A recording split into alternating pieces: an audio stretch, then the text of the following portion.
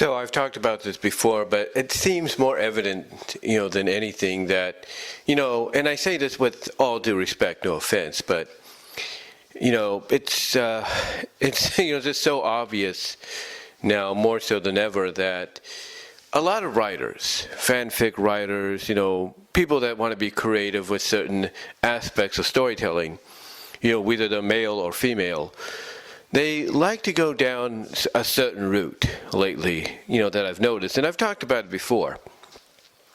And that is the whole elastic, slime girl, gooey girl, melty girl kind of, route.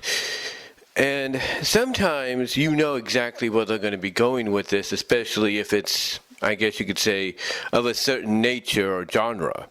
You can kind of tell where they're going. But sometimes you wonder, why? Why, basically do stories like this, which inevitably lead to, or eventually lead to that moment? Or why even do them right off the bat, if you will? Well, I think it's because, as I've said before about these kind of situations to where, a female character, a lead female character or even a co-lead is put in these situations because of the fact that when you compare a male's mind to a female's mind, and again, I say this with all due respect, no offense, the female mind is more innovative. It's more, I guess you could say, creative in, has basically a better sense of mischief and ingenuity, and imagination to them than the male. And you can see that. You could see that sometimes depending on, certain stories and characters. I mean, why do you think Warner Brothers, Steven Spielberg, basically back with the original Tiny Toon Adventures and even with Tiny Toons University, why do you think they had Babs act the way she did? Because to them, she was basically the representation, of a very creative female mind. Very imaginative, very mischievous, innovative, you name it. And you see this, being displayed anytime she would, imitate somebody or even melt down or do whatever. I mean, heck, there's an episode where she lost that creative side of her in a ghost-like manner, and the ghost-like version of her, if you will, the humorous side, basically was able to turn into anything she can think of. So you got to think in a way, wow, maybe that's what, Babs could do too if they basically wanted to go that route. And that one little cartoon, I'm sure some of you know which one I'm talking about, is a good example of, the extent of which they could take her if they really wanted to go to that next level. But like I said, you see that now with a lot of these fanfic writers and sometimes doing original stories and stuff. And it's just great to hear. It's just great to see, in my opinion. I mean, one person over at Patreon called Tootie the Fruity, and that's his name, that's their name, has been doing a series of stories that they drop almost every week. One is called The Shapeless Seductress, and at first it started out very dramatic, dark, whatever, but it focuses on an exotic dancer who basically gets captured, experimented on, and as a result, she's now a slime girl, a elastic slime girl, and everything that can melt, shapeshift, you name it, when at will or at first at command or whatever you want to call it. Well, the story has progressed to the point that she's met up with somebody else because this other person has taken them in, helped them out, and basically taught them that, hey, you could actually use this situation to your advantage. You can make, you can do positiveness. You can have fun with this, and basically try to maybe get even with those that did this to you, by using their own, experiment against, by using their own powers against them and stuff. And basically you knew, just based off the last chapter, before the one that just got dropped, where this was heading with these two, because lo and behold, they end up in a lesbian relationship. And let's just say this recent one kind of gives off the idea that they might even be doing a fusion in the near future to, I guess, culminate the story down the line. And then you have people like Trouble TRO, Joven 16, as I've mentioned, Next Start, and I think, Next Start and everything. And, these are people that go this route as well. And they do it because, again, like I said, I think they view it as the female being more creative and more mischievous. Now, there is a story that Nextstat is doing called Wanderlust. That's WANDER Lust. Wanderlust. And it basically focuses on a guy that has this subscription to the shape-shifting formula that allows him to become anybody he wants to become, mostly any female.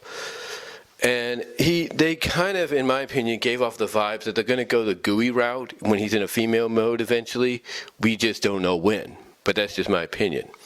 But there is another one they're doing where a female slime has basically possessed a female, and there's a good chance that we could see it there too. We know that Trouble TRO has this be made known. That's what I'm trying to find what I was going to say there. Has this been known, if you will? Has this known, I should say, with his stories. One of them, of course, is Pink Benefits, and it feels like we got two scenarios going on concurrently, to where both the main characters are going to get sensual and everything with their partners. And eventually we're going to see some gooiness inevitably down the line. In fact, Trouble TRO has even said that's going to, happen, as we get further along in the story. Joven 16 has pretty much said the same thing with their recent chapters, the return of the Nano Shift series. They have said we're going to head down that route. Trouble TRO, going back to them, has said that the other one they're working on, Science Experiment 2, which is a sequel to the original one, is definitely going to be focusing a lot on that as we march forward and everything with these stories. But they're not the only ones. You look at Desi Arts over at DeviantArt, if you will, and what they're doing and such with, metamorphosized to malleability, to this new story, the series they're doing called Polybell, if you will. And then, of course, their annual Melting May series, which will be coming back this May, basically in about 2 months, not 2 months, but 3.5 months, if you will, basically about a little over 3 months. And you see how creative a lot of these story elements get. It's like, you're going to have your stories, you're going to have your focus on certain scenarios and stuff, but when it's time to get a little creative and fun and everything with the characters, they just go all out. And that's what I appreciate with these kind of stories. That's what I appreciate with these kind of stories, because, even though you don't see, you don't visually see, some of what's going on, except for like what Trouble TRO gives you, and Nextstat, or Nextstart, and Joven 16, and what they give you. The other stories, you have to use your imagination and visually, kind of see what's happening. And it's kind of fun in that manner, because if you want to do a drawing of it, or a web comic yourself, or a comic page of it yourself, you can pretty much figure out, what you're going to put on paper or on screen, if you will, via a pad or something like that connected to your computer. You pretty much have an idea of what you're going to do. And I really appreciate that. But the reason I bring it up, again, is because it just feels like, we're in a time now to where, whether or not it's through creativeness or whatever the case may be, you're seeing people have fun with it. You're seeing people go this route because they're like, this could make stories, if not, potential movies or shows look very intriguing, if not fun, especially if the female lead, again, again, I say that with all due respect, no offense, the female lead has these powers, or the co-lead has these powers, and she has fun with it herself. I mean, we've seen, we've seen with some stories, like, well, not some stories, but shows like Sanctuary, where a girl gets the invisibility powers, and she just has fun. And the first thing she wants to do is get it on and basically act like, hey, I'm in control now, and you can't see me, and da-da-da. And it's like, you see a lot more of that. And, you know, I go back to something I talked about when it came to Marvel's Fantastic Four and the girl that they've, you know, brought, the girl they're bringing in to be Sue Storm, the Invisible Woman.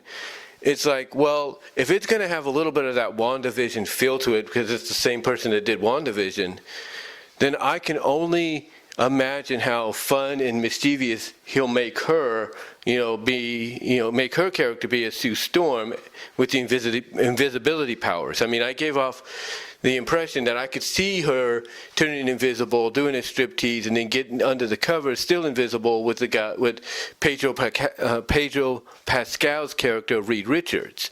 I could see that.